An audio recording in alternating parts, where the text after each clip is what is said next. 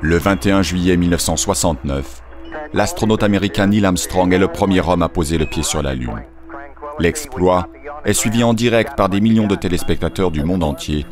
C'est un petit pas pour l'homme, mais un bond de géant pour l'humanité, dira l'astronaute.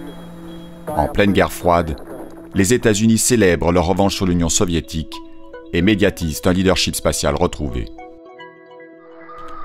Une décennie plus tôt, l'URSS avait mis en orbite le tout premier satellite, et en 1961, c'était encore un soviétique, Youri Gagarin, qui le premier est envoyé dans l'espace, un véritable traumatisme pour l'Amérique.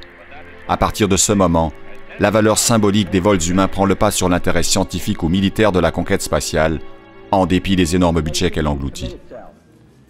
Dès son élection en 1961, le président Kennedy mobilise les États-Unis autour du projet d'envoyer l'homme sur la Lune.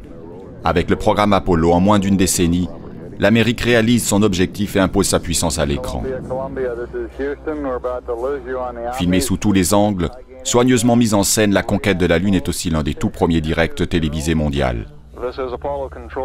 Les images prises par les missions Apollo, la Terre se levant sur la surface de la Lune, ou les astronautes posant à côté du drapeau américain fiché dans le sol lunaire, deviennent des icônes.